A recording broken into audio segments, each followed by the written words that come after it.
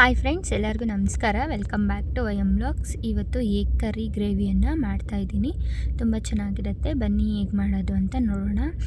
ಈಗ ಒಂದು ಮಿಕ್ಸಿ ಜಾರ್ಗೆ ಒಂದೆರಡು ಮೀಡಿಯಮ್ ಸೈಜು ಈರುಳ್ಳಿನ ಎಣ್ಣೆಲಿ ಹಾಕಿ ಫ್ರೈ ಮಾಡಿ ಇಟ್ಕೊಂಡಿದ್ದೆ, ಅದನ್ನು ಹಾಕ್ಕೊಳ್ತಿದ್ದೀನಿ. ಈಗ ಒಂದು ಟೊಮೆಟೊನ ಕಟ್ ಮಾಡಿ ಇಟ್ಕೊಂಡಿದ್ದೆ, ಅದನ್ನು ಹಾಕ್ಕೊಳ್ತಿದ್ದೀನಿ. ಇದಕ್ಕೆ ಒಂದು ಸ್ವಲ್ಪ ಶುಂಠಿ, ಒಂದು ಸ್ವಲ್ಪ ಬೆಳ್ಳುಳ್ಳಿ, ಒಂದು 4 ಲವಂಗ, ಒಂದು ಸ್ವಲ್ಪ ಚಕ್ಕೆ, ಒಂದು ಸ್ವಲ್ಪ ಕೊತ್ತಂಬರಿ ಸೊಪ್ಪು, ಒಂದು 5-6 ಗೋಡಂಬಿ, ಒಂದು ಸ್ವಲ್ಪ ನೀರನ್ನು ಹಾಕಿ ಇವಾಗ ಇದನ್ನು ಚೆನ್ನಾಗಿ ರುಬ್ಕೊಂಡಿದ್ದೀನಿ. ನೋಡಿ, ಈ ಥರ ರುಬ್ಕೊಂಡಿದ್ದೀನಿ. ಇವಾಗ ಸ್ಟವ್ ಮೇಲೆ ಬಾಣಲಿ ಇಟ್ಟು 1-2 ಸ್ಪೂನ್ ಎಣ್ಣೆ ಹಾಕ್ಕೊಂಡು ಒಂದು 5 ಮೊಟ್ಟೆನ ಬೇಯಿಸಿಟ್ಕೊಂಡಿದ್ದೆ, ಅದನ್ನು ಹಾಕಿ ಈಗ ಅದಕ್ಕೊಂದು ಸ್ವಲ್ಪ ಉಪ್ಪು, ಖಾರ, ಅರಿಶಿನ ಹಾಕಿ ಇದನ್ನು ಚೆನ್ನಾಗಿ ಫ್ರೈ ಮಾಡ್ಕೊಳ್ತಿದ್ದೀನಿ.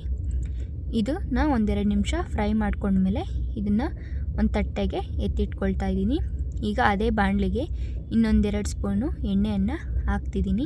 ಎಣ್ಣೆ ಕಾದ್ಮೇಲೆ ಒಂದು ಪಲಾವ್ ಎಲೆ, ಒಂದು ಸ್ವಲ್ಪ ಜೀರಿಗೆನ ಹಾಕ್ಕೊಳ್ತಿದ್ದೀನಿ.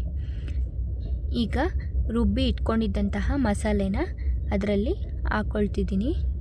ಈಗ ಆ ಜಾರನ್ನು ತೊಳೆದು ಅದರ ನೀರು ಸಹ ಹಾಕ್ಕೊಂಡು ನಮಗೆ ಗ್ರೇವಿಗೆ ಎಷ್ಟು ಬೇಕೋ ಅಷ್ಟು ನೀರನ್ನು ಹಾಕ್ಕೊಳ್ತಿದ್ದೀನಿ. ಇದನ್ನು ಒಂದು 2 ನಿಮಿಷ ಹಸಿ ಸ್ಮೆಲ್ ಹೋಗೋವರೆಗೂ ಬೇಯಿಸ್ಕೊಳ್ಳೋಣ. ಇವಾಗ ಇದಕ್ಕೆ 1-2 ಹಸಿಮೆಣ್ಸಿನ್ಕಾಯಿನ ಕಟ್ ಮಾಡಿ ಹಾಕ್ಕೊಳ್ತಿದ್ದೀನಿ. ಗ್ರೇವಿ ಸ್ವಲ್ಪ ಎಣ್ಣೆ ಬಿಟ್ಟ ಮೇಲೆ ಅದಕ್ಕೆ ಒಂದು ಸ್ವಲ್ಪ ಖಾರದ ಪುಡಿ, ಒಂದು ಸ್ವಲ್ಪ ಧನಿಯಾ ಪುಡಿ, ಒಂದು ಸ್ವಲ್ಪ ಚಿಟಿಕೆ ಅರಿಶಿನ, ರುಚಿಗೆ ಬೇಕಾದಷ್ಟು ಉಪ್ಪು ಮತ್ತು ಮೊಸರು ಇದನ್ನು ಹಾಕಿ ಈಗ ಇದನ್ನು ಚೆನ್ನಾಗಿ ಮಿಕ್ಸ್ ಮಾಡಿ 1-2 ನಿಮಿಷ ಚೆನ್ನಾಗಿ ಇದನ್ನು ಬೇಯಿಸ್ಕೊಳ್ಳೋಣ.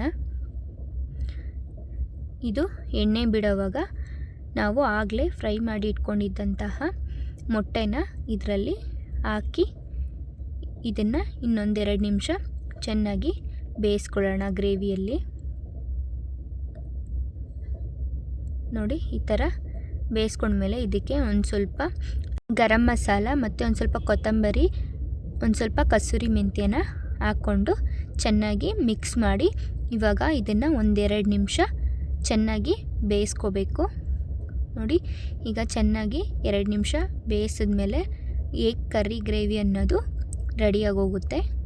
ಈಗ ಸ್ಟವ್ ಆಫ್ ಮಾಡ್ಕೊಂಡಿದ್ದೀನಿ. ನೋಡಿ ಎಷ್ಟು ಚೆನ್ನಾಗಿ ಗ್ರೇವಿ ರೆಡಿಯಾಗಿದೆ. ಈಗ ಇದನ್ನು ಒಂದು ಬಟ್ಲಲ್ಲಿ ಸರ್ವ್ ಮಾಡ್ಕೊಳ್ತಾ ಇದ್ದೀನಿ.